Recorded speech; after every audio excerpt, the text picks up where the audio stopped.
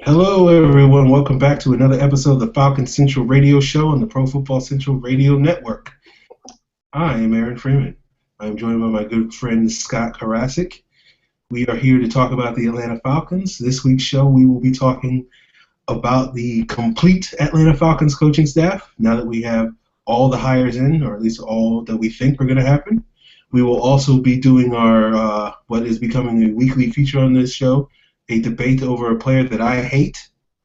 And I'm calling it quash the beef. Okay. All right. So, yeah, we're going to do that this week on Jonathan Massaquoi. One of these days, we will find a player that I like and Scott hates, but it's not going to be this week. And then we will then get to your. Oh, we will talk about pass rushers again, which I think will be the common theme of this show this offseason. And then we will get to your mailbag questions.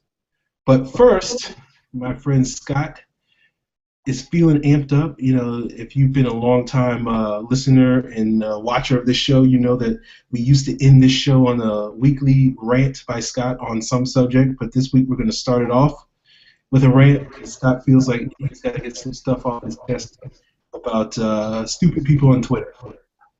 Yes, stupid people on Twitter. The ones who complain about us not following you. But they have to understand that we look at Twitter at work and seeing a guy just basically seeing naked people on Twitter, whether it's in a pornographic view or in general, while you're at work, and then your boss going, oh, hey, what is that on your computer? And you have to explain to him that it's Twitter, and some people are just jerks. Yeah, I'd like to not have to do that 3 times a week, so that's why I don't follow some of y'all. I'll also put this out there. I don't follow some of y'all because you ask stupid questions sometimes. Like, well, what do you mean? When if you just read the timeline, that's what it says exactly what I mean. And then the last thing that I'm keeping it short and sweet on this one. The last thing I'm gonna get to is the guys that do nothing but tweet at you for the obvious stuff, because some people don't see the obvious things that everybody else does. They tweet, "No shit, Sherlock," or "Great job, genius." Guys, not every single person sees the obvious. Sometimes we have to put the obvious out there and then our spin on it. That's why y'all follow us. Because we're going to state the obvious and then we're going to tell you what we think about it. Like, oh, hey, Falcons hired Dan Quinn. I think it's a good move, or I think it's a bad move, or, he used to coach for the Seahawks. Like, because that's obvious. Some people don't know that he coached for the Seahawks. Some people who watch, 16 Falcons games a year and then forget about the team or don't watch any other team, don't watch anything else, they need to know, oh, hey, where's this guy from? What did he do? What was his background? They're not as in-depth as everybody else is. That's why I posted a graphic up the other day that I thought was going to get traction and got nothing of all the guys that Dan Quinn worked under. Because it's actually a pretty impressive list. That's a good way of putting it, Scott, because, there are Falcon fans out there that are Falcons fans. No one's going to take it away that they're Falcons fans because they support the team. But they don't live, breathe, eat football. So some of the things that are obvious to a lot of us are just going to be, not, groundbreaking news for them. And sometimes we have to tweet things that, we're tweeting on to different people. Like there are some people that I tweet at that I know if I say this, they're going to get that. It's like inside Falcons football. Then there's going to be obvious stuff that other people, those people are like, yeah, that's a throwaway comment or whatever. But it's like, some people don't know that stuff. So, it's one of those things where it's like, hey, guys, some of you people, I don't know what to say. But yeah, that's our Twitter rant. So I guess we've alienated half of our listeners. who are those people. So let's get into the Falcons coaching staff. Well, I don't feel like we're alienating them, but just understand if we're not following you and you're constantly retweeting, you know, big old penises and big old vaginas on your Twitter timeline, that's why we're not following you. It's not because we don't like you. It's not because we don't want to discuss football with you. It's because we don't want to get in trouble at our day jobs and have our boss look over our shoulder and go, "Oh, you're on Twitter. What are you looking at?" If it's a bunch of pictures of football players and, even if it's a bikini model wearing a bikini, that's okay. Or like Ronda Rousey wearing a bikini, that's fine. But if it's like a giant vagina, we're going to get in trouble. So we don't follow you for that reason. That's all it is. Yeah. You want us to follow you, don't post vaginas on your Twitter. No penises either. Yeah. No penises either. Like we're not talking rocket science here. We love y'all. We love Falcons fans. And don't tweet at us no shit Sherlock because we hate that. That's like one of my pet peeves if I tweet something obvious. Like, of course I'm tweeting something obvious. But other than that, I'm good. All right. Now to what the show's about, the coaching staff. And because I thought it was interesting to kind of follow Dan Quinn and see who all he coached under, what their current job is, I'm just going to run down the list because it's pretty impressive. Okay. Now, it doesn't start off impressive. You've got Jim Ward Jr. and Richard Smith. Not exactly great coaches, but Richard Smith is a solid coordinator, and I am glad he's in Atlanta as the defensive coordinator. Jim Ward Jr., he's a good college head coach. He should not be a pro head coach. Then you've got Steve Mariucci, Dennis Erickson, two of the tree, if you will, two of Walsh's tree that were with the 49ers. Very good coaches.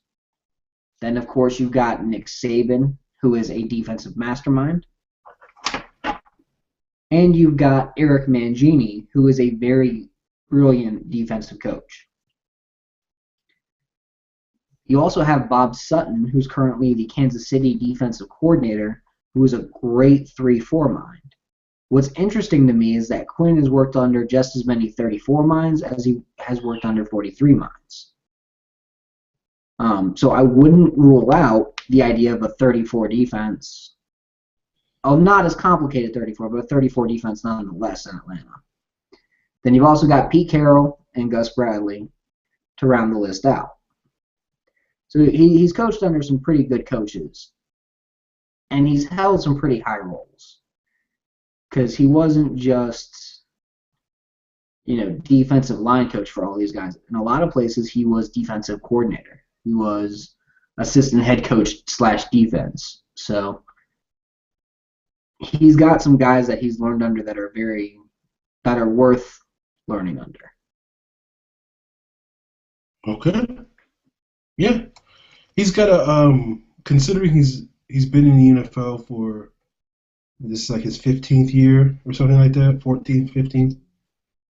He's been around the block quite a bit, so he's been with a lot of coaches and getting a lot of different coaching philosophies makes you into a better coach. It's just like it's like going to college and meeting different people from different parts of the country with different cultures and stuff, and it makes you into a slightly better person. I'm not saying that everybody in college is a good person, but you're a better person than you would be if you live out in Bumtown, Iowa for your entire life, and all you meet is Bumtown Iowans, and basically that's all you're going to ever be. So it's the same way with football coaches. So if you worked under different coaches, offensive coaches, defensive coaches, and with Jim Moore and Eric Mangini, may not be the world's greatest coaches, but they're great on television. So if this coaching thing doesn't work out for Dan Quinn, then he can always be a great television person. Yeah, that's his worst possible scenario. Yeah, pretty much. All All right, right. Scott. So, with some of these offensive coaches, do any of these hires interest you that you want to point out? Well, I think it's interesting that they got both Matt and Mike LaFleur at quarterbacks coach and offensive assistant. I think both those guys are basically like, "Hey, Matt Ryan, what do you want to do? All right, we'll be your Gophers." So I think Matt Ryan's got a pair of Gophers in him. And those guys, I think Mike McDaniels is going to be that wide receiver, tight ends guy, and then obviously you've got Keith Carter um, there for Chris Morgan. So those are kind of like your lower level coaches. Offensive coordinator is normally a quarterback's coach because he works essentially with the quarterback on everything. And Bobby Turner is the master of running backs. So Bobby Turner is to running backs what Terry Robisky is to wide receivers. He has 30 years coaching them. He has success everywhere he goes. Just let him do his thing and you'll have success. The And I thing that think I Wade Harmon's a solid tight end coach. Yeah, the thing I find interesting about the offensive coaching staff is outside of Turner, Robisky, and Harmon, I think everybody on that staff is under the age of 40. So you're in a situation where like Roddy White is like older than some of the Falcons coaches. And I don't know what that means, whether being having a young staff is good, but you notice that, and we'll talk about that when we get to defensive coaches. But this is a very young coaching staff. There's like five guys under the age of 40. Um, and at least the I guess the upside of having a bunch of young guys is that they're quote unquote young and hungry, and that they may be a little bit more innovative than sort of the old school. I've been coaching in the NFL for 20 years, and this is how we're going to run it. We ran it like this in 1992, and we're going to run it like this in 2014. So I think that's going to be interesting dynamic to see if it plays out. I think that's a good point. Is you do have a lot of young guys, but I think it's a very good mix of just these are the guys who I like as coaches from Dan Quinn. Like that's what he's saying. I like Kyle Shanahan's offense. I like Terry Robisky running wide receivers. I like Bobby Turner teaching running backs. I trust the LaFleur brothers to do a solid job with quarterbacks. I think Chris Morgan can teach zone blocking to an offensive line because that's basically what he's done his entire career. So Yeah. that's what that says to me. It also says that Kyle Shanahan was allowed to handpick God damn it, was allowed to handpick a couple coaches himself because the LaFleur brothers and Bobby Turner are basically Shanahan's boys. And Mike McDaniel. And then Chris Morgan is one of Shanahan's boys too, because he worked in Washington right before he went to Seattle. Yep. Yeah. Chris Morgan is a protege of Tom Cable, who is a protege of Alex Gibbs. And people probably, again, this is for the people that aren't obvious. Some people may not remember that Tom Cable was the Falcons offensive line coach when Jim Moore was here. So Tom Cable's a good coach. Very good coach. Underrated coach. He's a great offensive line coach. Morgan's path to Atlanta is a very, we'll say, unique one. Because he worked in Oakland, but it was the Oakland staff in 2009 and 2010, which if I am reading it right, it was the Tom Cable staff. Yeah.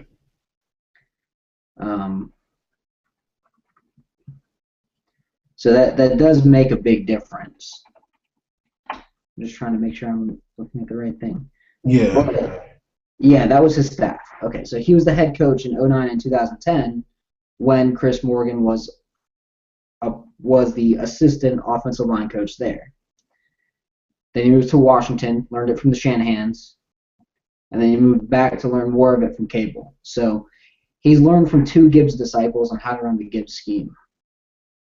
Yeah. I think it's safe to say Atlanta's going to run the Alex Gibbs, cut block backside, Gibbs scheme. The only fit that I'm afraid of is Justin Blaylock. Yeah, I would say he's probably the squarest of the pegs, but I think the good thing about Blaylock is he's not great at anything, but he's not bad at anything either. So it's not really a bad fit for him. It's not the best fit for him. So what you're saying is he's not really a square. He's more like an octagon. Yeah, let's go with that. Yeah, I like that. Just about the octagon. Justin, that's going to be his new nickname. Justin Octagon Blaylock. So Scott, what do you think about this defensive staff? This is the most interesting defensive setup I've ever seen. I think there's like 12 coaches for 5 positions. Defensive line, linebackers, cornerbacks, safeties, defensive ends. You got Richard Smith as the coordinator, who's pretty much a linebackers guy. You got Jeff Ulbrich, who's a linebackers guy, and Doug Mallory, who's a linebackers guy. You got Raheem Morris, who's a defensive backs guy, Marquand Manuel, who's a defensive backs guy, and Chad Walker, who's a defensive backs guy. Morris is more of a cornerbacks kind of guy, and Manuel's more of a safeties kind of guy. For Walker, I don't really know his specific strength. He just kind of works with everybody. The only guy you kind of have on an island is Brian Cox. Which makes me wonder, is Dan Quinn going to work with the defensive line himself? It's a very good observation.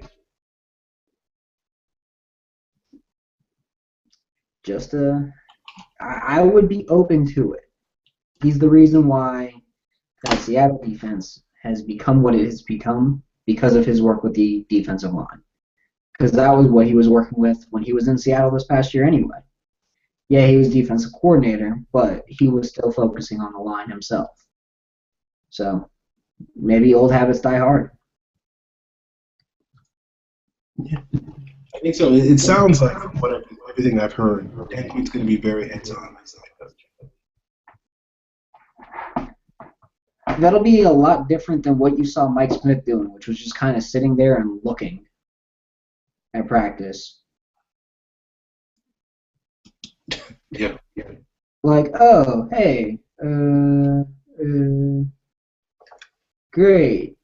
Whenever I watched the Falcons practice, you never saw them try and teach. Okay. And that was probably more frustrating than anything else.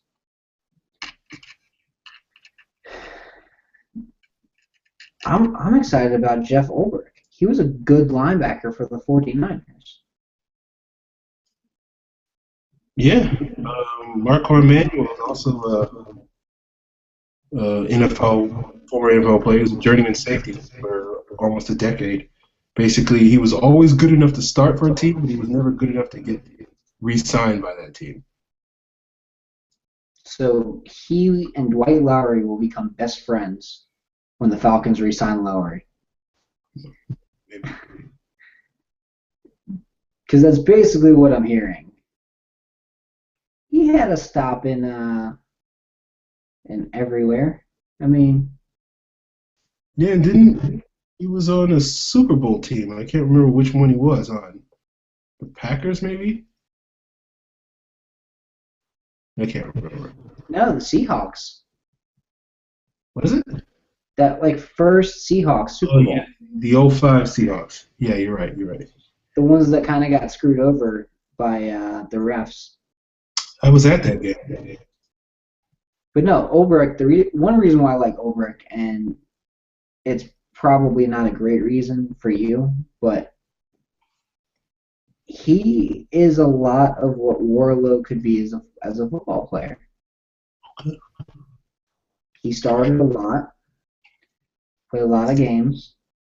He developed into a decent all-around linebacker. He was never great, but he was that average starter in the middle of a group of,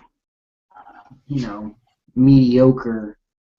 He was an average starter in a group of bad players, so he looked worse than he was, but he was actually a pretty decent player. Yeah, I think my recollection of Ulbrich was he was one of those players that was got caught basically in that transition period in the NFL when the league basically became a passing league. Yep. He was a really good two-down player, and he was pretty successful as early part of his career, and then they transitioned into passing league, and then he kind of got exposed as not being a great coverage guy, and then he had some concussion issues that led to his retirement. But he could probably played another 5 years if he hadn't had the concussions, at least as a special teams guy. Oh, yeah. Well, and the thing is, he understands that some guys, I have a feeling he understands what went wrong with his career, and he'll understand how to teach guys how to not have the same thing happen. Coverage is way more mental than it is physical. And if you play simpler zones than what the Falcons were playing, I think you'd have a lot better coverage out of a lot of these guys.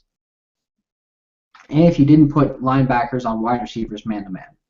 If you had a check at the line where you're like, yeah, we're in man-to-man coverage, and we've got, Prince Shembo on Marcus Colston. We probably shouldn't be doing this. Yeah, probably.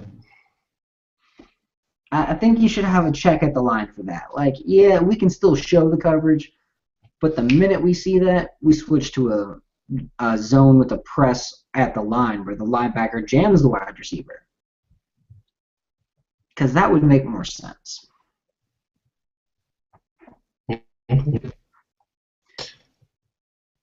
So, Scott, what about special teams? You happy that Keith Armstrong and Eric Sutilovich are back? You're keeping two of the best special teams coaches in the business. I can't complain. I thought Keith Armstrong should have been a head coach, but hey, you get to keep him in Atlanta, keep him with a guy like Dan Quinn who seems like a fiery dude. I'm down. Okay. Yeah, I got nothing else to add. I agree with you 100%. I mean, it makes sense. I like how you can't go wrong with Keith Armstrong. Yeah, we will talk a little bit about his press conference next week, just because we got another couple of topics that we want to hit this week. But he said some interesting things in that press conference that I would like to talk about next week.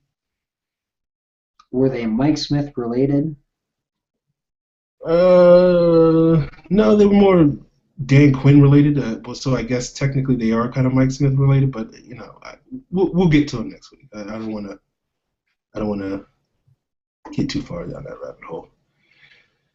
So I guess the next thing we wanted to talk about was pass rushers. Now, this is interesting because earlier today on Twitter, I tweeted something about mock drafts, which drops on falcons.com tomorrow morning, so be sure to check that out. But the fact that teams draft off of need, and a lot of times what is perceived to be the need today in early February, middle of February, is not what the need is going to be by the end of April when the draft rolls around. And, I use the hypothetical, and we will dive deeper into this hypothetical of if the Falcons sign two free agent pass rushers, then their need to use their number one pick on a pass rusher isn't nearly as high as it seems to be right now. So, let's talk about the possibility of the Falcons signing two pass rushers. It's very possible, especially if you have Justin Houston somehow get away from Kansas City and Jason Pierre-Paul get away from the Giants. The Falcons aren't going to sign those two guys, but those two guys are going to open up spots that the Falcons might not have been able to get before. So say like a guy like Brandon Graham for the Eagles. because those two guys are on the market inflating it a little bit, Graham's going to be priced just out of the Eagles' range, and the Falcons can offer him that starting spot. There's one guy right there. And I think that's a 5-year, $35 million deal kind of thing. Then you've got a guy along the lines of, I don't know, Jabal Sheard, Aaron's boy. Yes. We're going to go with. All right. Jabal Sheard, Pernell McPhee, that's my guy's Pernell McPhee.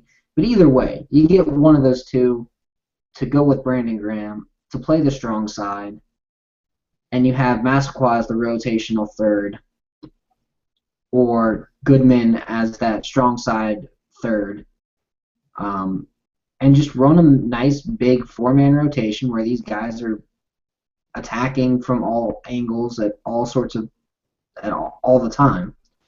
And I think you've got a good group.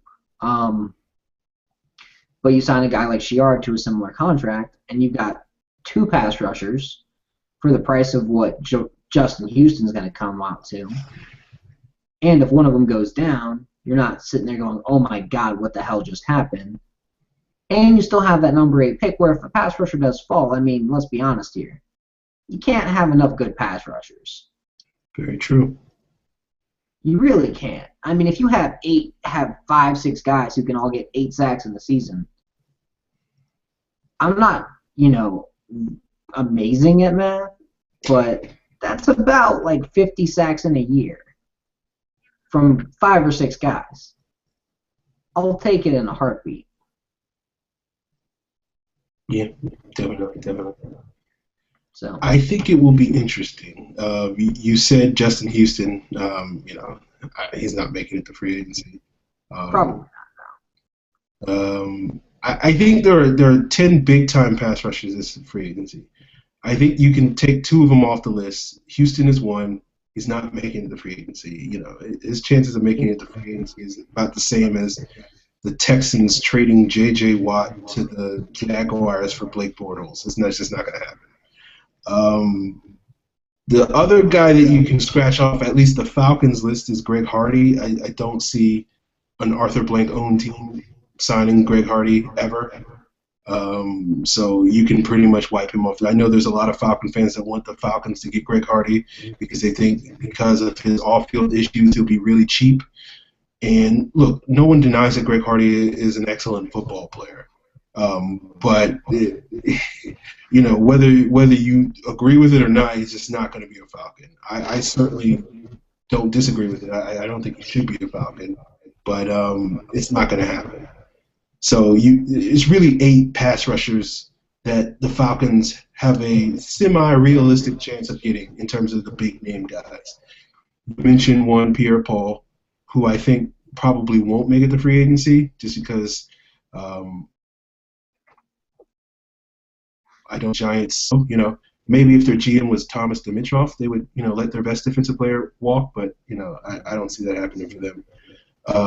Jerry Hughes is another one. John Abraham's situation was a completely different situation than this one. I had head injuries and was 35 years old. I had to take a shot at Dimitroff. I had to. Injuries and is 26. I had to take a shot. I mean, come on. Well, I mean, different situations here. I think you would outline the reason why it's way less, of a chance because Pierre-Paul's, young in the prime of his career. At least you can make an argument that, Abraham getting cut made just a tiny bit of sense, but it doesn't make any sense with Pierre-Paul. But hey, weird things have happened, so who knows? The other guys are Jerry Hughes, Brian Arakpo, Jason Worlds, Derek Morgan, Brandon Graham, Jabal Sheard, Pernell McPhee. So I think those are really like the. Okay.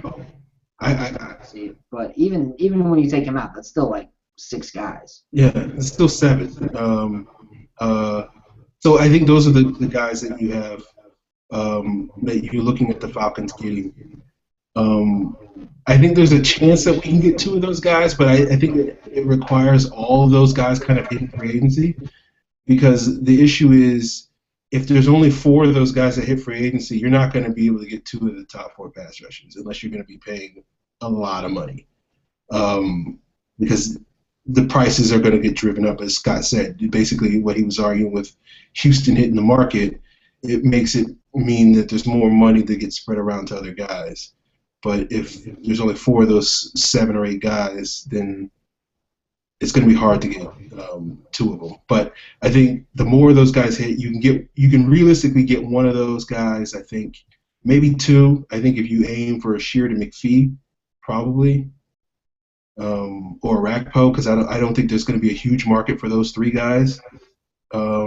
Maybe Morgan as well, because as Scott said, he's not putting him on that level.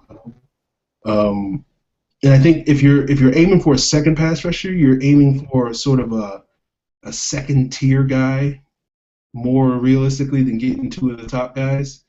And I've been saying for a while now, I think one of those guys could easily be O'Brien Schofield, because he was sort of a pet project for Dan Quinn in Seattle the last couple of years. And so if Seattle lets him go, I could definitely, I think if Seattle lets him hit the market, which we'll see if that happens, I think Atlanta's going to be probably his number 1 option, because they need pass rushers and he's familiar with the coaching staff. Coaching staff likes him. And he will not be expensive. Yep, there you go. Because O'Brien Schofield is not a name that says, give me thousands and thousands, or give me millions and millions of dollars. It's a name that says, give me thousands and thousands of dollars. Yeah. So you won't have to pay much for a guy like O'Brien Schofield at 28 years old, who has been pretty much a journeyman in his career. I liked him when he was coming out of college. He just hasn't done anything to say that he's worth more than a veteran minimum deal yet. Well, it looks like you found a fit with Seattle these last couple of years under Dan Quinn. That's one of the reasons why I think, it'll be a good career move for him to follow Dan Quinn wherever he goes. So it definitely wouldn't hurt. So, Scott, if the Falcons get these 2 pass rushers, whoever they may be, how is that going to impact what the Falcons do in the draft? Well, number 8, you've got multiple options. Now, I still think pass rusher at the top of the draft is going to be the absolute best way to go. But say you get 2 defensive ends. You can instantly go out and get a guy like, I don't know, Vic Beasley. Play him at outside linebacker, have him play that strong side linebacker role, and then have a badass nickel package of, free agent end number 1, free agent end number 2, with one of them playing in the 3-tech, Beasley as a defensive end, and then Rashid Hageman as your 1-tech, eating up blockers on the inside. Okay. So what about this guy who seems to be getting a little bit of buzz lately, Eric Armstead? What do you think about him? I think it's a joke that he's getting the kind of buzz that he's getting. He's a complete and total projection. He's Jamal Anderson after his junior year before he had that ridiculous senior season. There's no reason for him to get the buzz that he's getting. He is not a great football player right now. He is an athlete who at one time played basketball, and that's what everybody's looking at. He's 6'7", 300 pounds, and he is not a fit for a Dan Quinn defense. Not a defensive end, at least. Okay.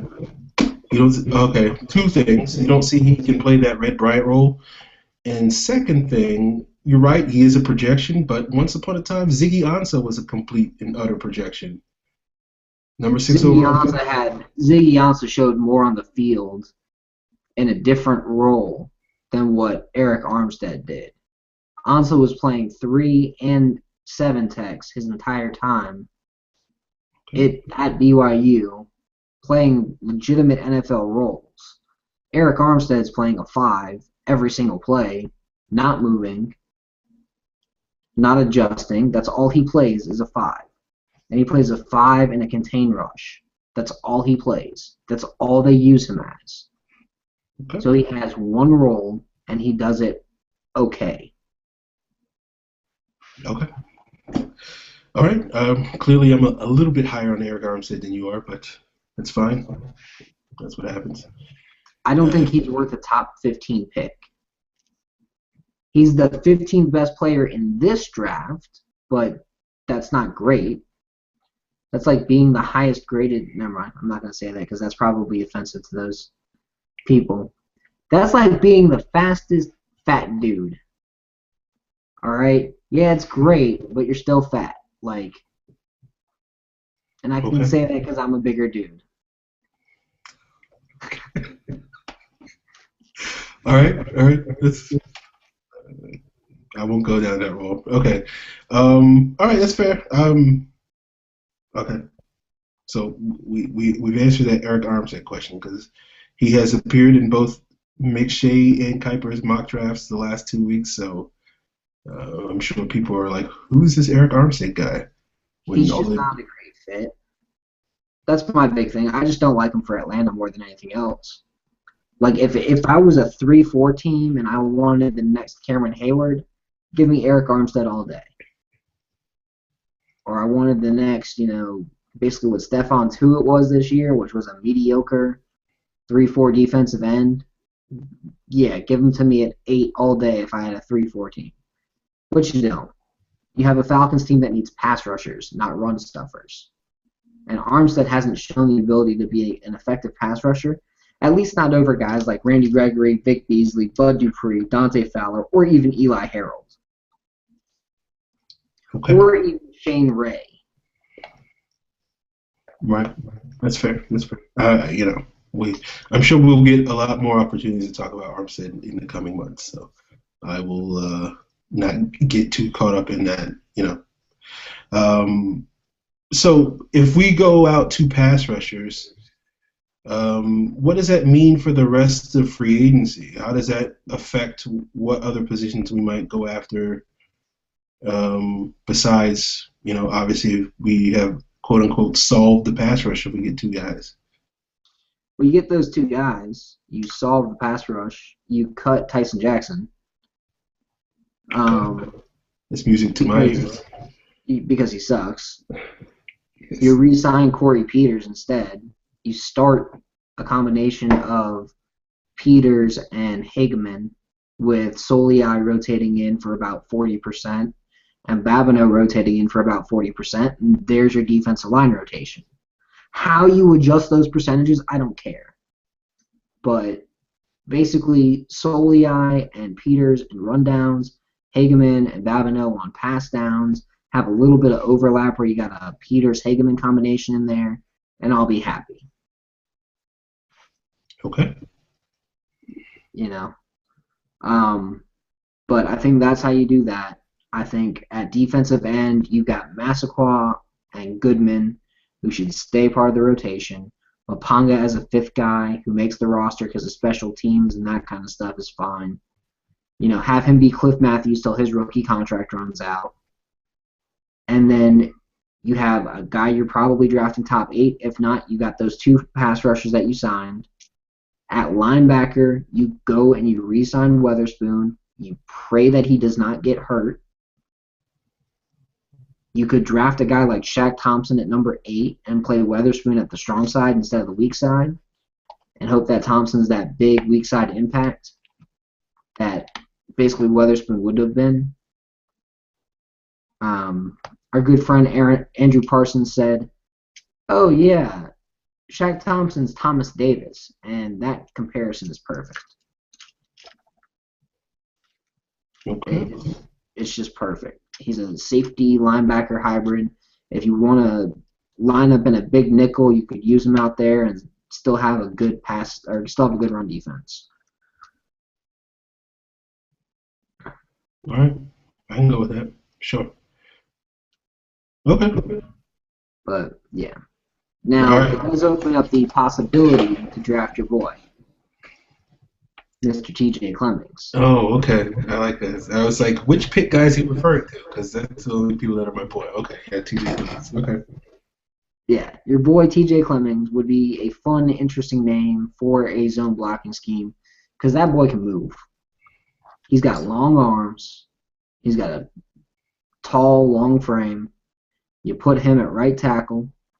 You got a guy with ideal left tackle traits playing right tackle.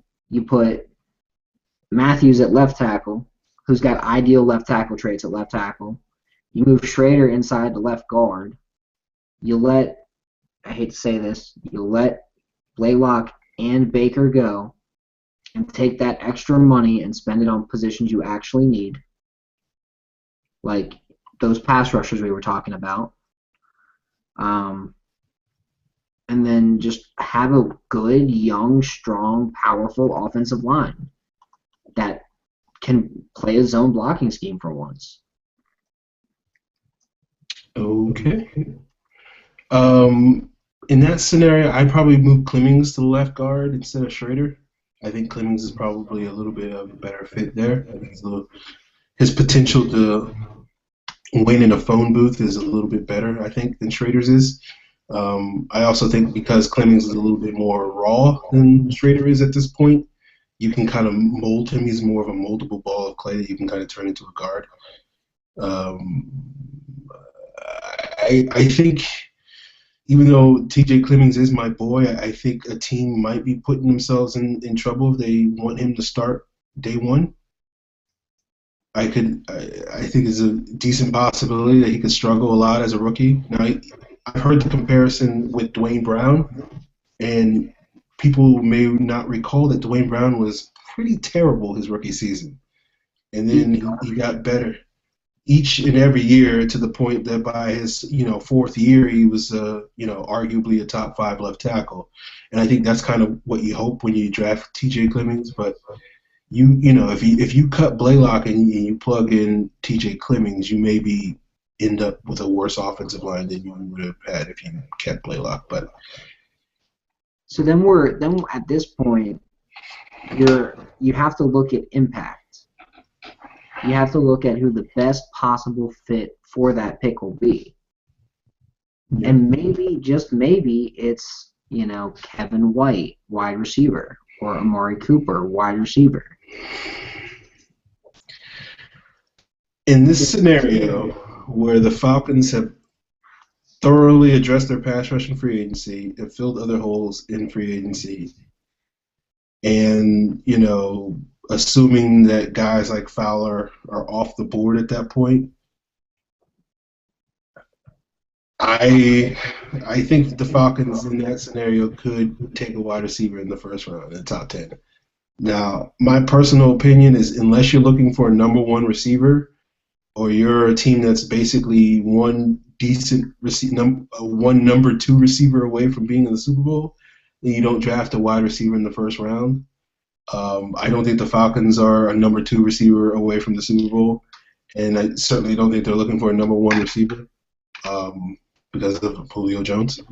But I guess in this scenario, when you look at value, drafting someone like Kevin White or Devontae Parker, or dare I say Amari Cooper, wouldn't be the worst possible decision that you could make at that point.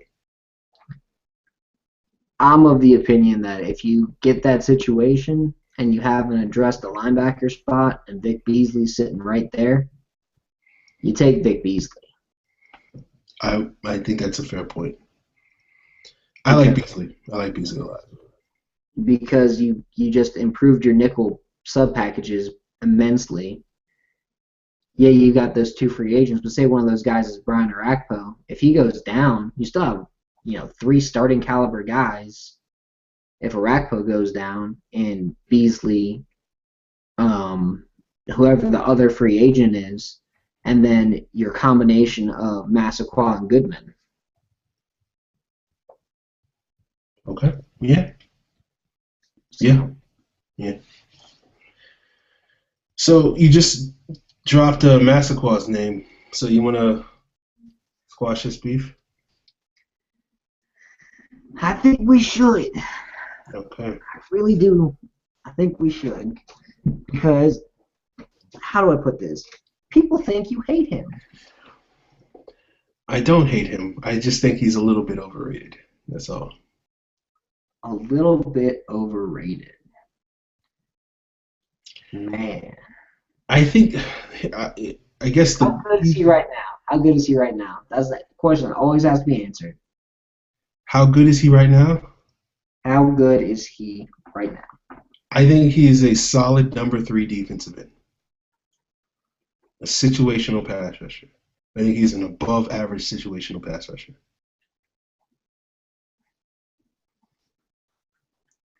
How good can he be? I think he can be.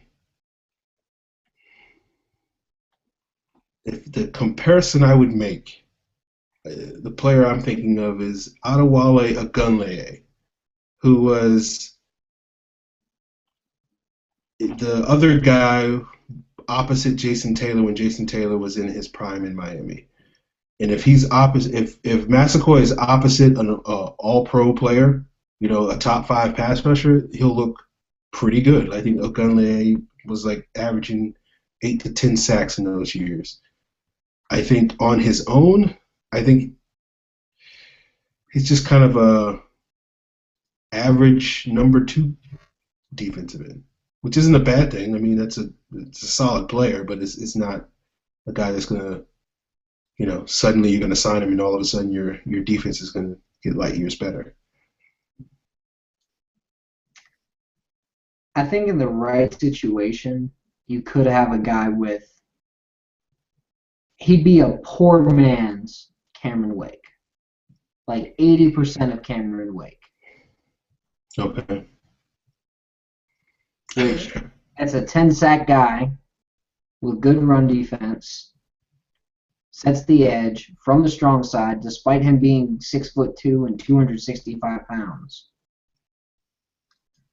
I think that's his best case. Basically, Charles Johnson, where he'll have that 1 year where people go, "Oh my God, what the hell happened? Why is this guy so good?" And then he'll drop back to what he normally is. Because Charles Johnson isn't a 15-sack guy every single year. He's a number two guy who had his best years with Greg Hardy running the show.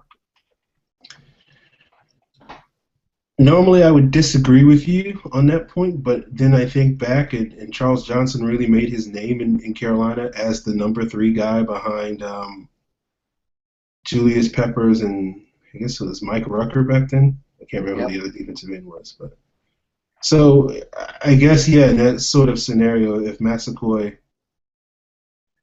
I don't think he's going to be as good as Charles Johnson, but I can. It's what you just said is not crazy to me based off of that. I guess that's how good I think he can be. How good is he right now? I don't know. They don't fucking play him. That's how good he is right now.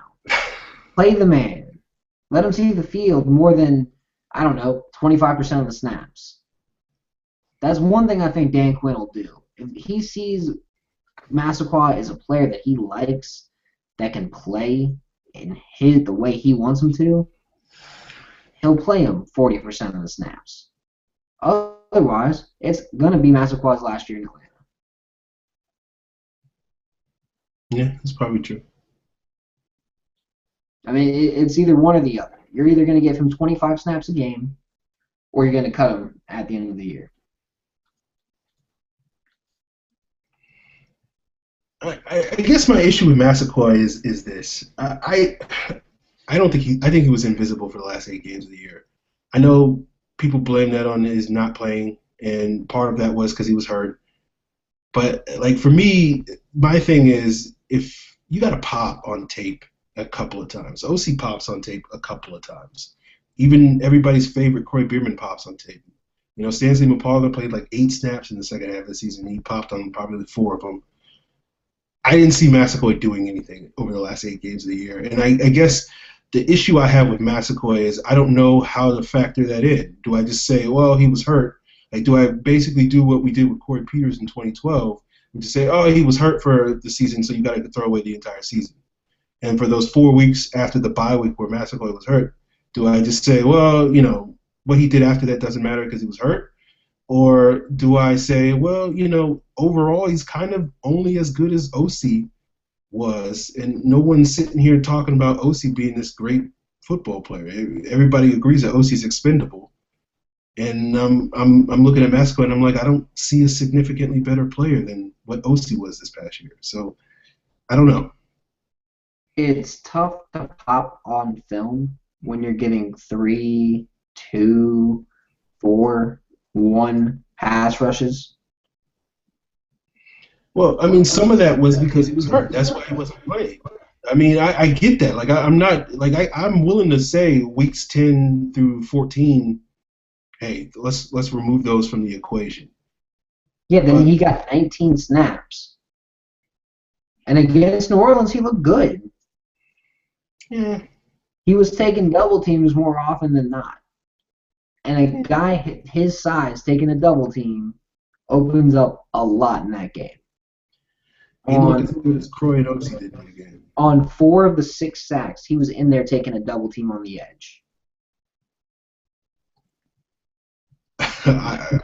Okay. I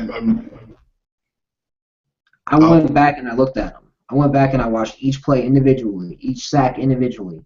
On 4 of the 6, he was taking a double team. On the other 2, Rashid Hageman, the guy who's not a good pass rusher, was taking a double team. On Rashid Hageman's sack, Massaquoi got the double team from the tackle and the tight end, and then the center was moving to the left to take on Soliai instead, and Hageman destroyed Jari Evans, which was fun to watch, not going to lie. But well, the thing I'll say is, I don't really care if you take a double. I care more about the guy who got the sack, not the guy who got stonewalled at the line of scrimmage by a double team. Like, that's not a positive. Like, okay, so. That is a positive play. If he takes the double team and the guy who he drew the double team from gets the sack, that's a positive play. To a team, that's a positive play. The positive play is the other guy beating his man to get the sack. Yeah, but creating the one-on-one in the first place to where the other team's game planning against you and forcing that on you, that says a lot. Well, because that tight end sticking in and doing a double team block instead of going out for a route takes away that one option that you don't really have. You got that option if you leave Massaquoi one-on-one with an offensive tackle. By having to keep that tight end in to double team him, you lose that passing. You lose that option. You make the quarterback go through 4 progressions instead of 5. He doesn't have that safety valve. Especially if it's a tight end. He doesn't have that safety valve. If you don't have that safety valve, you're pretty much screwed if a defensive tackle can beat your guard one-on-one. But he's not really creating that double team. It's just because he happens to line up there, and because the Saints call that protection is why that double team is there. It could have been friggin' Cliff Matthews. On that play, Breeze adjusted that protection at the line. Yeah, because of there was a player there, not because of Massaquoi was there. I'm just saying. It looked like he did it because Massaquoi was there. Well, then that means Drew Brees was slipping on his tape study, because basically he didn't watch any Falcons game from week 8 to week 15 then, because there's no reason to adjust your protections to Jonathan Massaquoi if you watch those games. That's what I'm saying.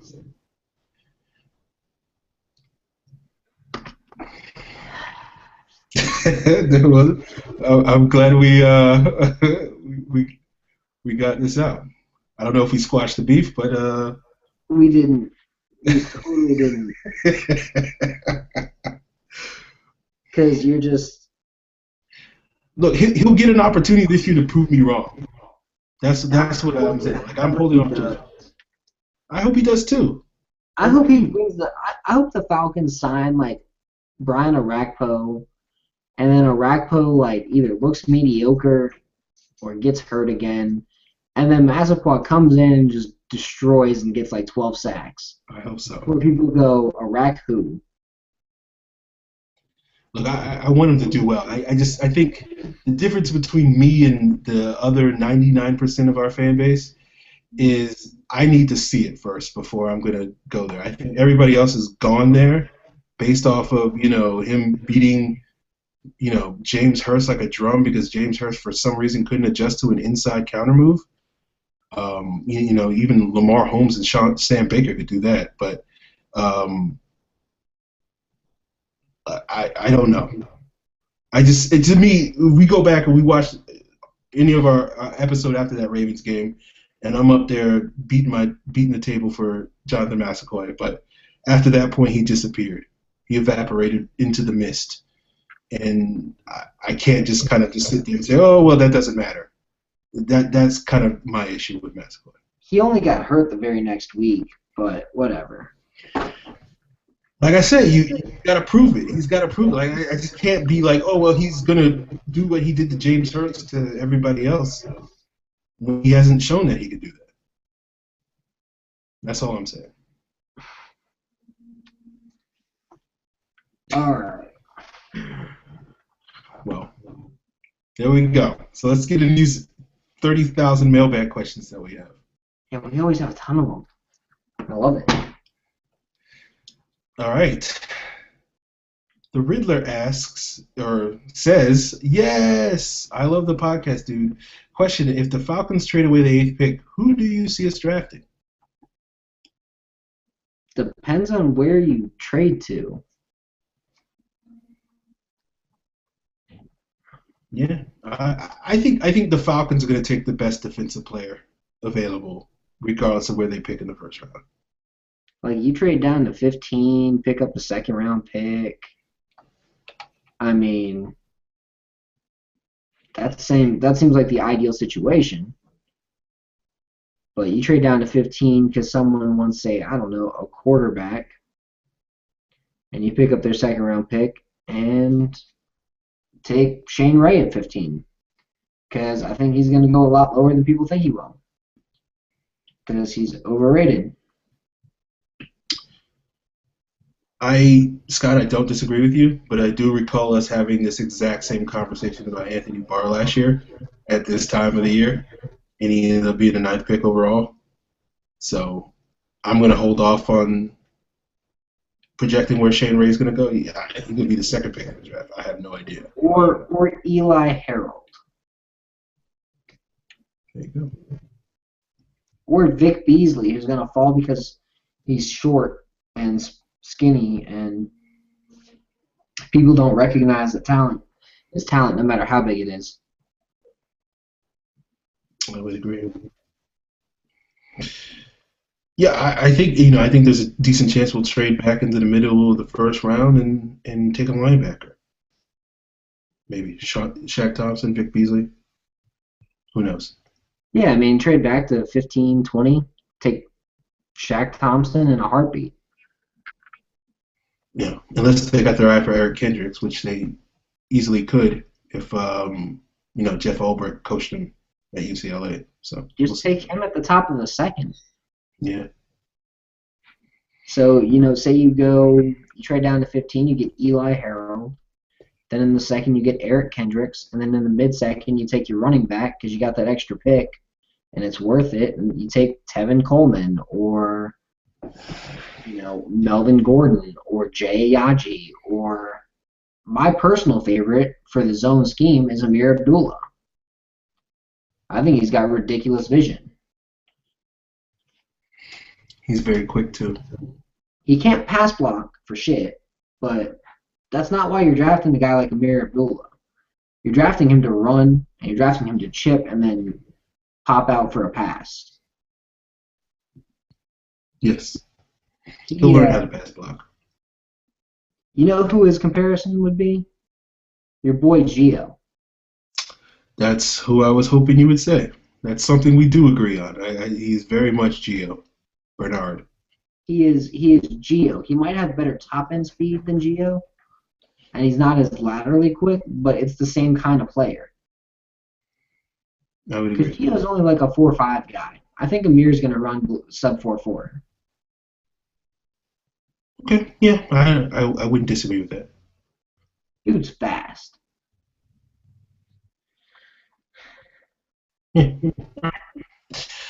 Our good friend Baden Gray's book asks, excluding pass rushers, who's the most likely pick at 8, as opposed to in the middle of the first round?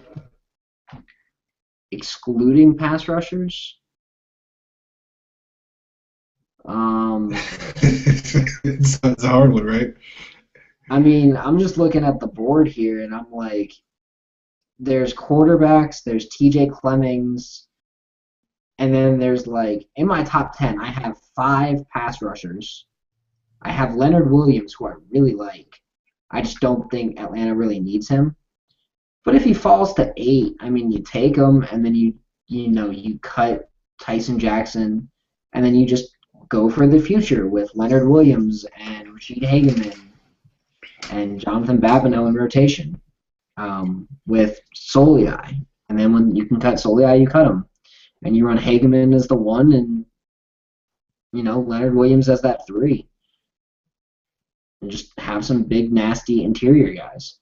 But I wouldn't disagree with that. I'm not a big believer in prognostications about the draft in the middle of February, but I can say with a good deal of confidence that probably the only chance that Leonard Williams falls to 8 is if he gets arrested between now and the draft, because I think he's the best player in this draft. I think that's the consensus opinion, and the best player in the draft does not fall to 8.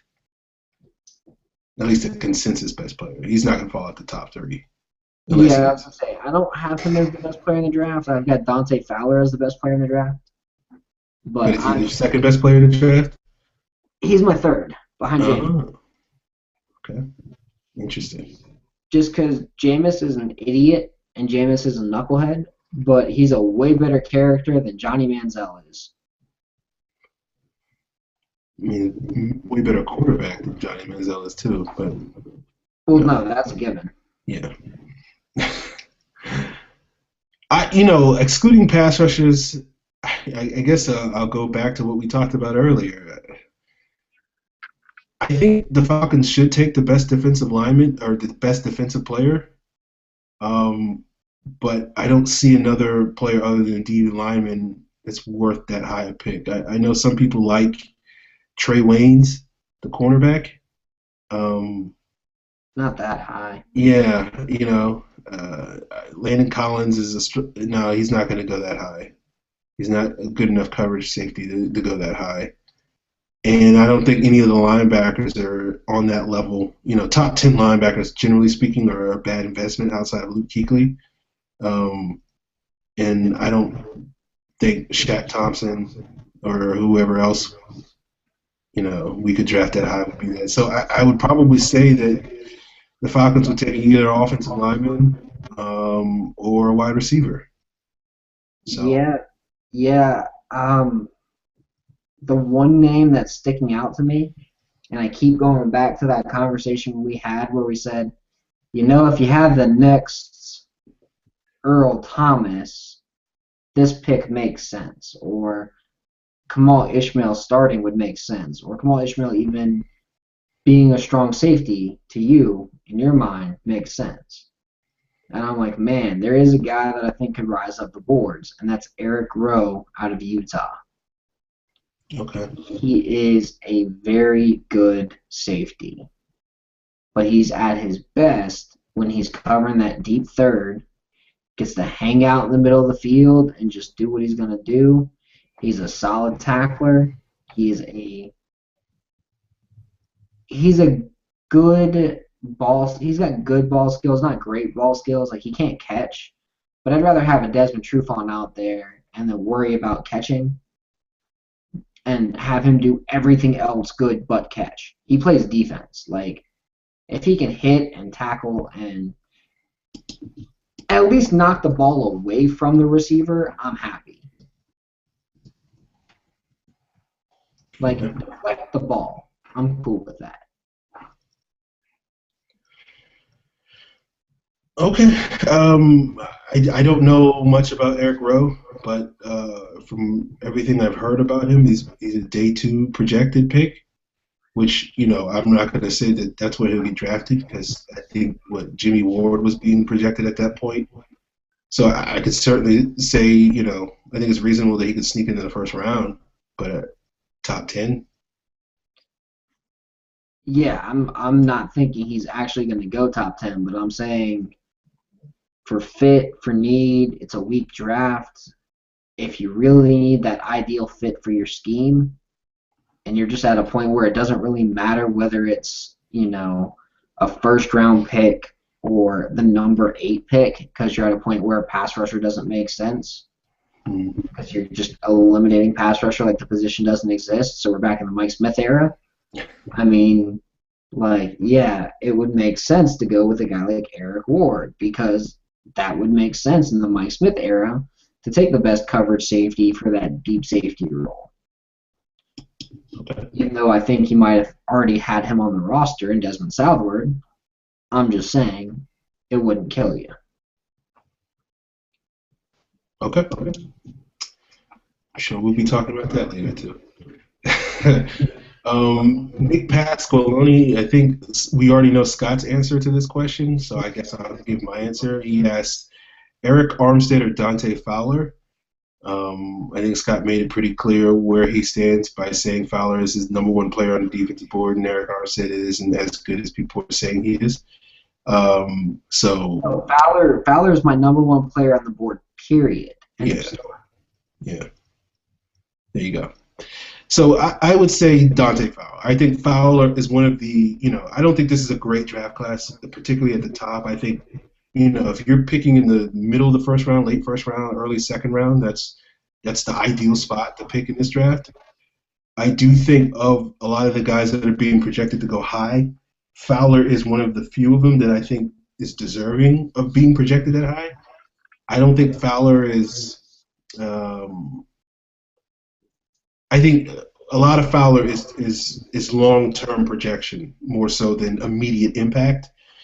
But I do think he has the potential to be a perennial All-Pro, which I can't say for a lot of other guys that are being projected as top 10, top 15 picks. I think a lot of those guys are just going to be they'll be solid starters in the NFL. So I would say yes, Fowler. But I'm higher on Armstead than Scott is. I think I get why people like him. He has similar dimensions to Chris Canty and Calais Campbell. And so if you can kind of get him to be that sort of 5-tech, nickel sub-package interior pass rusher, I do think you can turn him into a pretty good pro. Bless you. All right, so our friend JD Beast asks, yay, rank these in order you want them. Brandon Graham, Brian Orakpo, and Pernell McPhee. So this is the order you want them, Scott. Brandon Graham, Pernell McPhee, Brian Orakpo. I'll even throw in Brandon Graham, Pernell McPhee, / Jabal Shiard, Brian Orakpo. Okay. Well, if we're going to throw Sheard in the mix, I'm going to say Sheard, Orakpo, Graham, and then McPhee. I need to watch more of McPhee because I'm just not sold on him yet. But I see on paper he has a lot of Michael Bennett-esque traits, but I haven't seen it on tape yet, so I need to watch more of him. He's got a lot of them on tape. I really like Brandon Graham. I think for the Leo role, you could have a 10 to 12 sack guy right there perennially. I like Brandon Graham too. So me putting him third on that list is not because I don't think he's a good player. I think you can make the argument he's the best of those guys. I do think he's. Yeah, well, I mean, we're asking. He's asking how you want them, and I'm not saying I want them. My order is that's how good they are. It's just my personal bias. I think Sheard is a great fit as that left defensive end. Especially if you draft Fowler, you put him on the right side, you put Sheard on the left side, and let them meet in the middle. I like Orakpo because I think he's the most proven pass rusher. I think the only knock on Orakpo is his durability. But that was the same knock on John Abraham, and I do think Sure, there's a decent chance that Arakpo never stays healthy, and I think there's a decent chance he never misses a game for the next 5 years. And then if he doesn't do that, then he's going to get 50 sacks, 50, 60 sacks in that next 5 years. So that's what I'll say. I think Arakpo could have that explosion the way Abraham did because he's not going to be playing on that crappy field in Washington. There you go. That is a disgusting field. Yeah. Yeah. Right. I was just thinking of Pittsfield, at Heinz Field. Oh, yeah, the slushy. Yeah. All right. All right, Sporting ATL asks, how about a list of predicted veteran cuts? That list that makes the cuts, I can't even say it. The list that makes the cut may be shorter. Sporting ATL, no offense to you, but I do feel like we answer this question every week, but we'll do it again because not everybody watches our show every week, apparently. But I'm going to say two definites are Steven Jackson and Sam Baker. I think Tyson Jackson's on the bubble. I think I don't see Blaylock getting cut. I don't see Douglas getting cut. I think there's a slim chance Babineau gets cut. I don't see Soliai getting cut. I feel like I'm missing somebody, but maybe Scott can help me. Oh, I'm just going to go down. I'm just going to open up my cap sheet and go down Okay. the list, guys who make sense, guys who don't. All right, at quarterback, no quarterback is going to get cut because you got Ryan and Renfrey. At running back, Steven Jackson's as good as gone. At wide receiver, Harry Douglas might get cut if they don't like him. But I could see them finding a role. They always do. The only way Sam Baker doesn't get cut is if he takes a $1 million salary every year for the rest of his deal. And I would still cut him in that case. Just because I don't think he's good. Justin Blaylock could realistically get cut if the Falcons bring in a guy who they really like at left guard. Say you get a guy like Orlando Franklin in free agency. For basically Blaylock's contract, you cut Blaylock, you take the upgrade, you get a younger guy, and you win all around in that situation. But other than that, you don't do it. I don't see Joe Hawley getting cut, even though his $3 million salary would suggest that he'd be a good candidate. I do see him getting an extension halfway through the season, though. He becomes that kind of candidate. Paul Soliai, probably not getting cut. Tyson Jackson makes more sense to get cut than John Babineau does. Babineau's cap side of the deal is easier to get rid of, though. If they cut Tyson Jackson over Jonathan Babineau, I will have a lot of faith lost in this front office, though. And then that's basically it. You got a lot of contracts that people are going to say, well, why didn't they cut this guy? And you're paying the guy under $750,000 this year. You're not going to cut him. Or it's Desmond Trufant, who you're not going to cut. Or it's William Moore, who you're not going to cut. Or it's Matt Bosher, who you're sure as hell not going to cut. Yeah, we just give him an extension. Yeah, well, that, and he's a top 5 punter in the league. Yeah. You don't cut that guy. Yeah. So I'm looking forward to answering that question next week. Our friend Mike Cataract asks, where does Freeman land on the Falcons' depth chart next season? What will be his role? Freeman? Devontae. Like Devontae Freeman? Yes, not Aaron. Oh, okay. Well, in that case, I don't know. He could be anywhere from the starting running back to the third string running back, depending on what goes on this offseason. Personally, I think he should start at running back. Okay. I'm going to say I think he's the third down running back. I think he's going to take over Quiz's role. I think there's a chance they might bring in somebody to kind of push him for that role. You know, the obvious one is Roy Halou because that's what he did in Washington in Kyle Shanahan's offense. But I think they're going to pencil in Freeman at that number 2 spot. I do think there's a chance he's a starter, but I do think that that's an area where the Falcons are going to want to upgrade and get somebody who can be more of that pounder to be the number 1 tailback and then have Freeman just be the third down guy. But we'll see how that happens.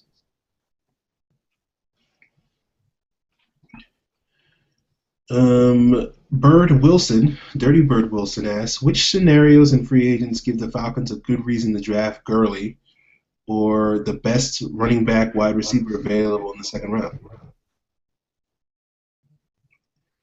If they sign Sean Weatherspoon to a contract, if they bring back Dwight Lowery, if they draft Dante Fowler in the first round, and if they sign any one of those free agent pass rushers we listed before, I could see them going with a running back like probably not Gurley, but Melvin Gordon in the first round, in that second round pick. Maybe Tevin Coleman that high. I'm not a fan of Tevin Coleman that high just because I don't want a running back that high, no matter who it is. I'm a big fan of don't take a running back the first 2 rounds. It's not worth it. But Aaron's the complete opposite there. So. No, I'm not philosophical. My thing is I think this is a really good running back class. And I think if you can get the best running back in this class, it's probably going to be a really good player. So that's kind of where I'm at on that. I also think if you're going to commit to being a running team, if you're going to be the balanced team that Dan Quinn talks about, then you need to prioritize getting a good running back. Whether that's in the second round or the third round, this really is kind of splitting hairs. But if, for me, and I would like to hear more from you, Scott, on this. But if a guy like Gurley's there at the top of the second round, why don't you think he's the pick? You do not think he's going to be there, or do you just don't think he's a good fit? I mean, I don't think he's a good fit for the zone scheme.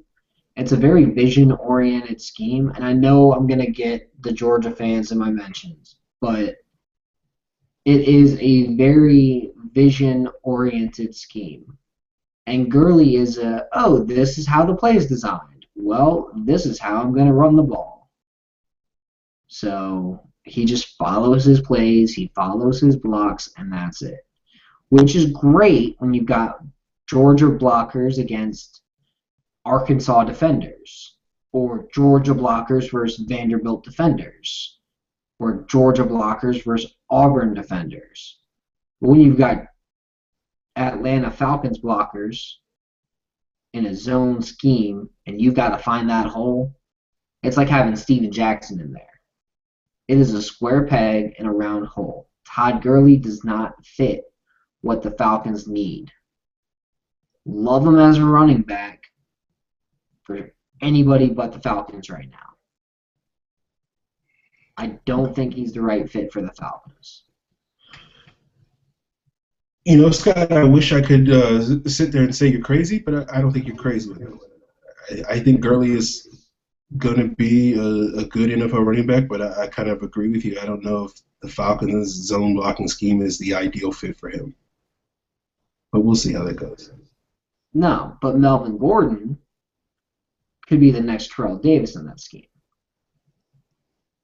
I would agree with that. Jay Yaji could be the next Clinton Portis in that scheme.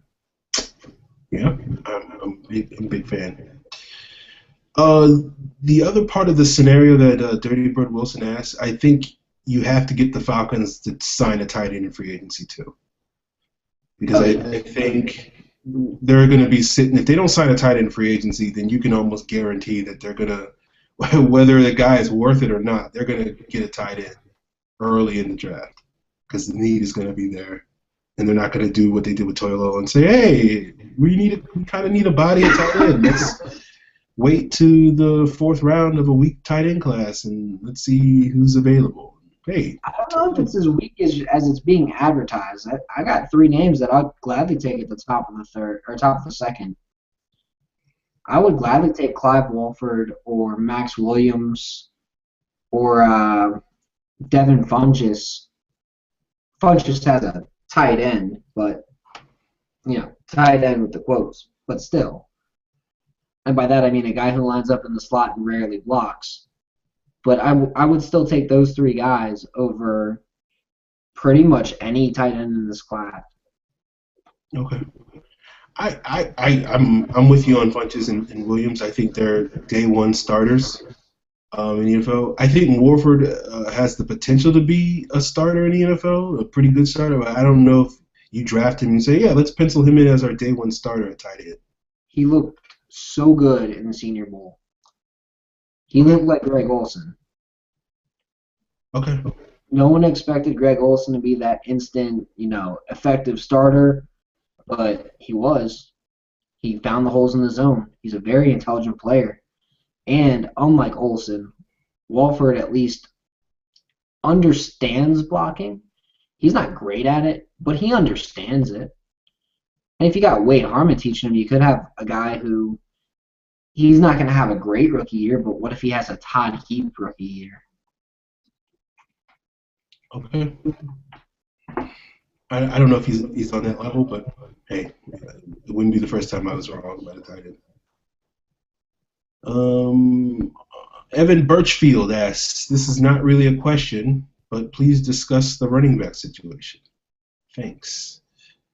I don't know, Evan, if what we just talked about was enough, but Scott, do you have anything else to add about the running back situation? Atlanta has two running backs under contract. If they cut Steven Jackson, those two guys are going to be Devontae Freeman and Jerome Smith, both second-year players, both good fits for the zone scheme. Ideally, Atlanta doesn't have to spend a lot of resources getting their running back situation fixed. I, like Aaron, would love to have an all-around back. I just don't believe that you need to spend a lot of resources in it. I look at the Saints where they had Pierre Thomas and Chris Ivory and all these undrafted and late-round guys. Do you really need to spend these high picks on these backs if even the Satans can get these guys in? That's fair. I think my counter argument to that is I think there's no doubt that running back by committee works in the NFL.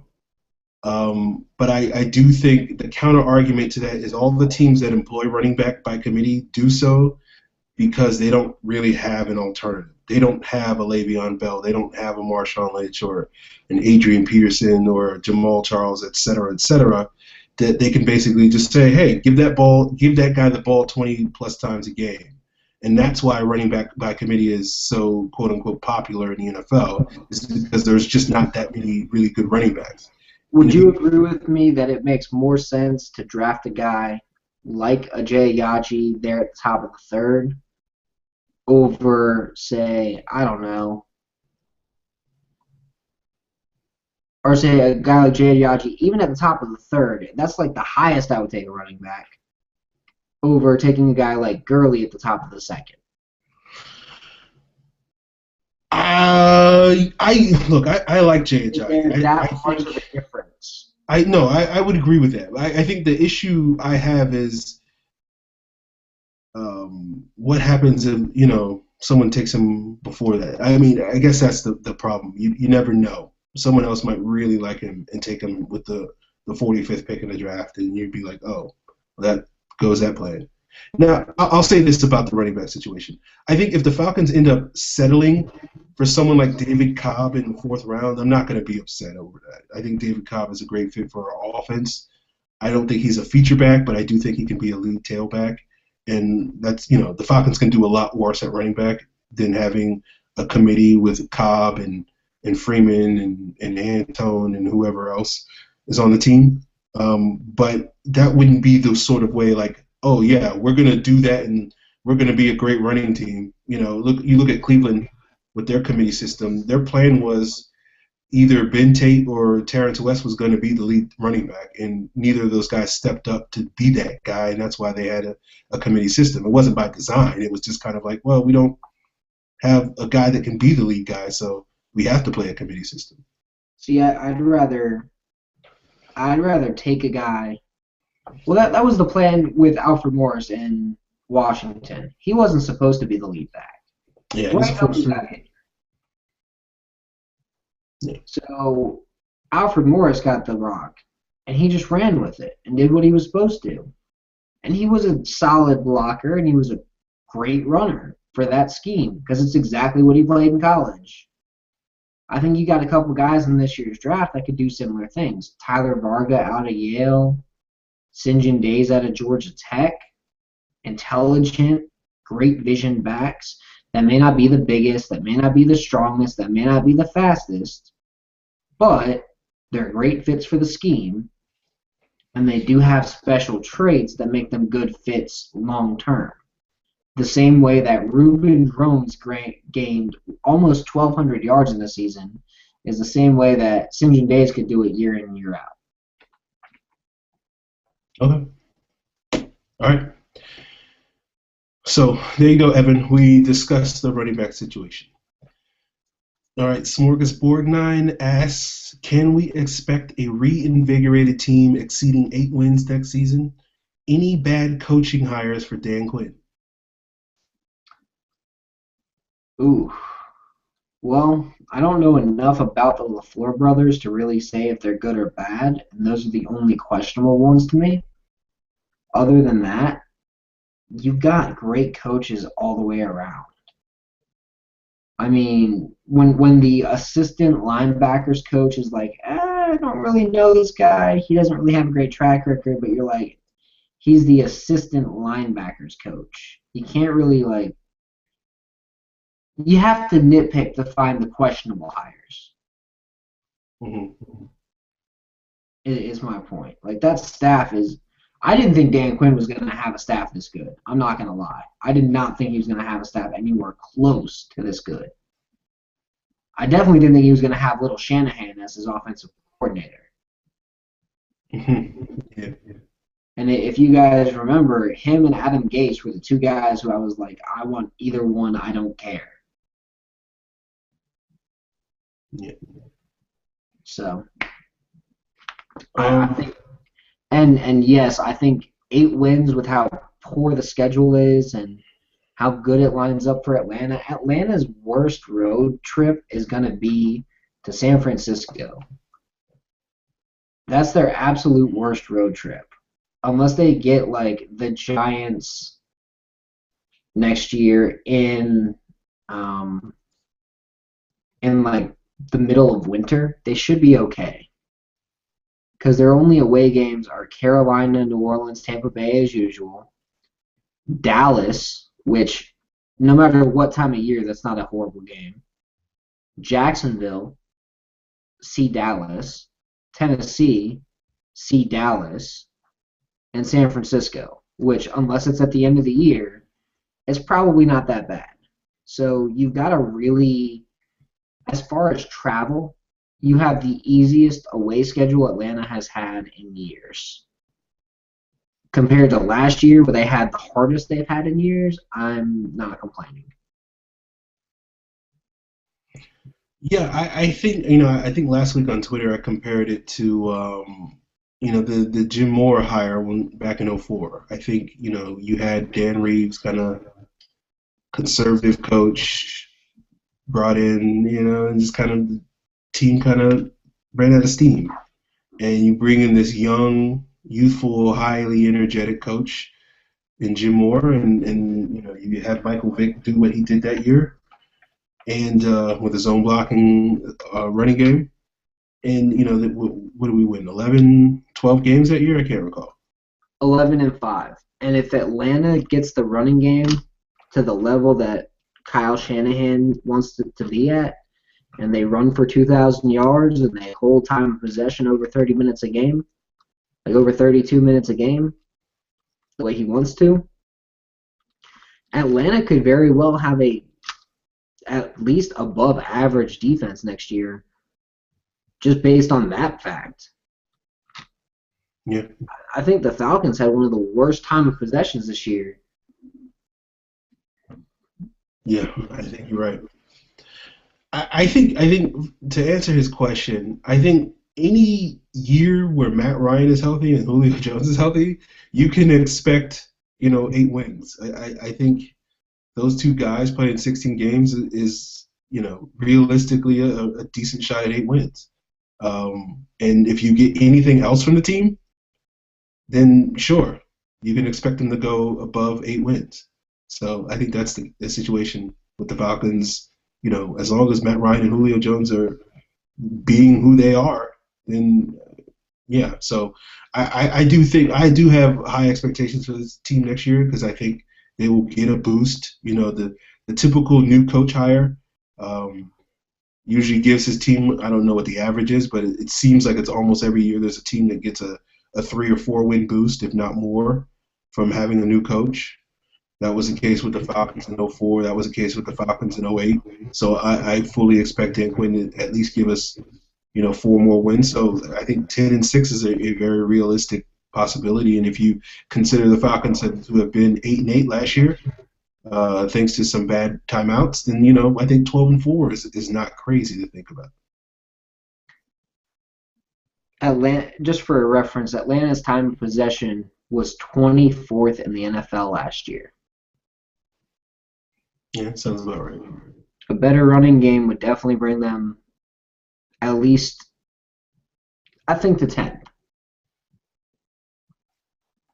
And I think that one change could completely switch the way Atlanta plays. I agree. We're going to be a team. We're going to be an offensive team again. It's just, the question is, can we add somebody else to the equation besides Julio Jones? Are we going to be as reliant on Julio Jones as we were last year? I think we get that running game going. The answer is no. I think that the offensive line is healthy, and maybe Roddy White looks like a little bit of the old Roddy White. Then I think this team is definitely in the running for a playoff season. He definitely looked a lot more like the old Roddy White earlier in the season than he did late in the year. Nah, I didn't think Roddy did anything until about week 8. I thought he was terrible for the first 7 games of the year, but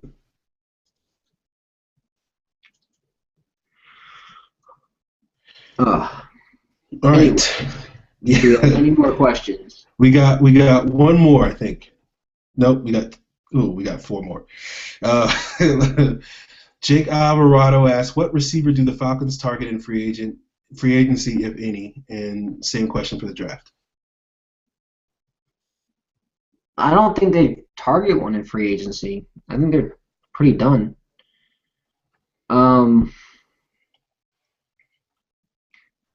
I don't think. Yeah, free agency doesn't make sense. The draft makes sense. The draft definitely makes sense. They've been targeting a couple different guys. Let me see who I've got on my list. I track who. They say they take interest in everybody, but they have shown interest in a couple of guys specifically. Philip Dorsett, Darren Waller is another name that they've shown interest in, and then Devin Gardner from Michigan, who played quarterback, who's more of a projection. Yeah, I agree with Scott. I think they'll draft a guy. There's a couple of free agents that are intriguing to me, but I don't see the Falcons spending money on that. And they need youth at wide receiver, not a free agent. And your average free agent is going to be 27 years old. They need someone who's 22, who can get that coaching from Terry Robisky, get to basically sit a redshirt a year behind Roddy White and Julio Jones, and see how it's done. And maybe even Devin Hester and Harry Douglas can show him a little bit. And that's what you need. And basically, you need to start developing young, good wide receivers and not players like James Rodgers and Drew Davis and these guys, these special teams guys that the Falcons have invested so much time and energy to not receive any return on investment the last couple of years. So I agree. Our friend Andrew Schauweiler asks, can you explain how the Falcons can keep Julio and still get defensive talent, plus be okay with cap space? Because I don't feel like getting into a long, drawn-out explanation without using like actual numbers and diagrams and all that fun stuff, I'm just going to use two words: contract structure, aka budgeting. Yeah, I guess that it's basically I think a team can afford two guys that make over $80 million. I don't know if they can afford three long term. I think it gets a little dicey down the road with that, but Julio's probably going to get $90 million in the next 18 months. So probably a 5-year deal for $90 million with I don't know 40-50 million guaranteed. I think they'll be okay. The Falcons are going to have to, focus on building through the draft and not have to rely on signing free agents to get talent. So that's how you do it. And draft picks are cheap. The reason why they had to rely on free agent picks these last couple of years, like Ray Edwards and Tyson Jackson, is because they weren't drafting all that well. They weren't getting the talent they needed to get in the draft. And that's what ends up happening to make you pay money for free agency. So. Steve in Brooklyn asks, will Sean Renfree be on the Falcons 53-man roster in 2015? Who else might compete at backup quarterback? I'll say yes. I don't think the Falcons are going to draft a quarterback because this quarterback class is terrible. So unless they sign Rex Grossman or somebody who knows the Shanahan offense, which they probably won't, I think Renfree has just as much a shot at being the number 2 quarterback next year as he did this past summer. So yeah. This quarterback class is garbage. Outside of Jameis Winston, Mariota, and Hundley, you've got my next highest rated quarterback is Nick Marshall. And he might not play quarterback. And then I've got Bryce Petty, who I've got penciled in as a career backup. Same with Garrett Grayson. I mean, they looked like what I thought they would at the Senior Bowl. Mm-hmm. Very mediocre quarterbacks. And then Shane Carden is going to be such a great quarterbacks coach one day.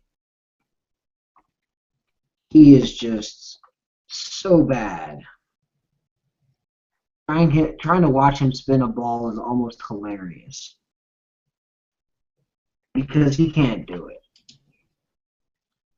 So, yeah, I mean, there's really no talent at quarterback. Like, I'd rather take a flyer and go after Connor Halliday in undrafted free agency than worry about the rest of it. Because it's not worth it. There's no quarterback worth it. And in free agency, I mean, you're looking at the best of the worst backups, and then you've got Josh McCown, who is the worst backup level quarterback that actually started a game last year. Like, I wouldn't be completely against Mark Sanchez as the backup just because he's got the physical talents and you could protect him to where you could still win games with a running game and his own blocking scheme. I wouldn't be against Jake Locker in the same kind of situation. But honestly, there's no one really worth a damn. Yeah. That's the situation. Last question, Scott, before you pass out. Ryan O'Brien asks, seems like a lot of Falcons fans like Charles Clay. I think he's awful. Your thoughts? He's a H-back.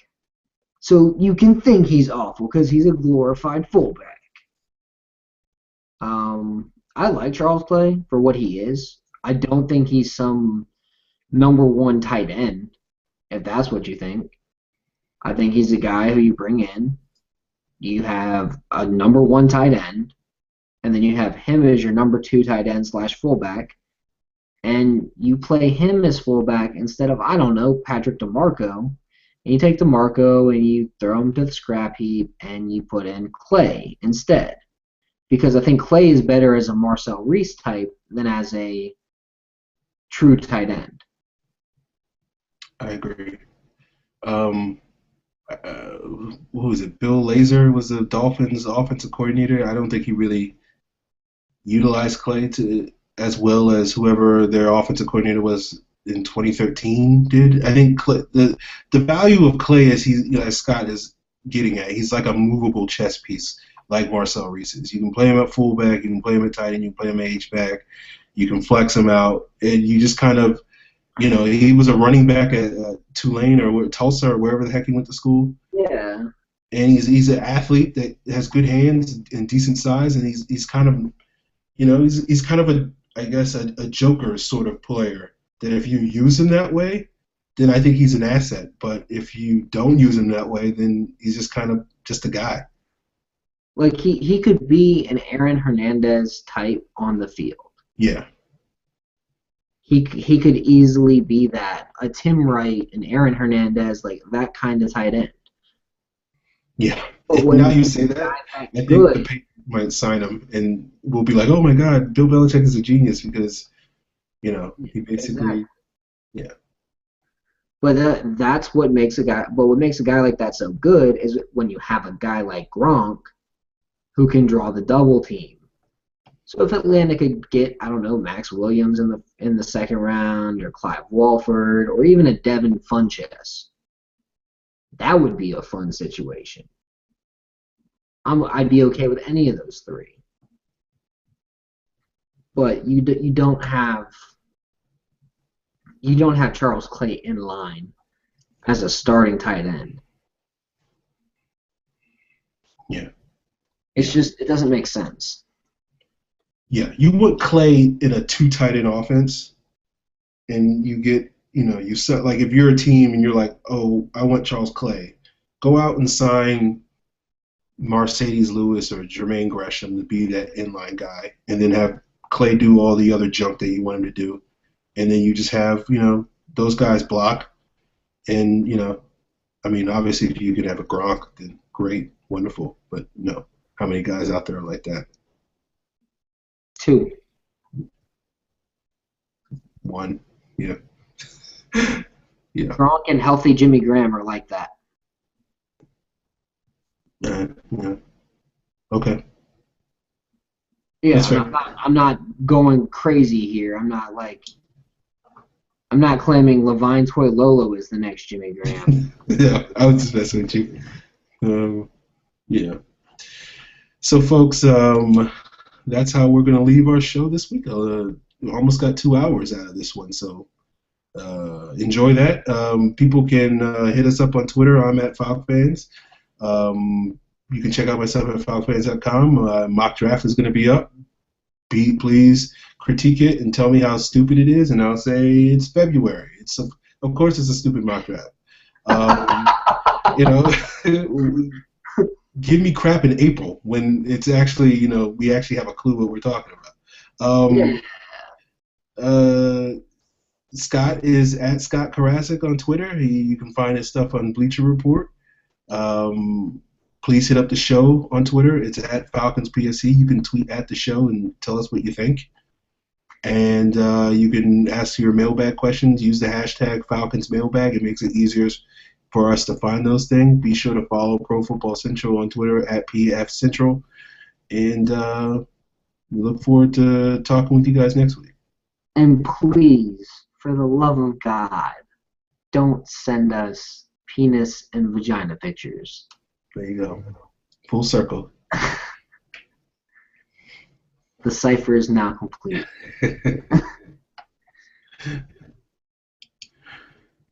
All right, everybody. Have a great week. We will see y'all in about a week. Yep.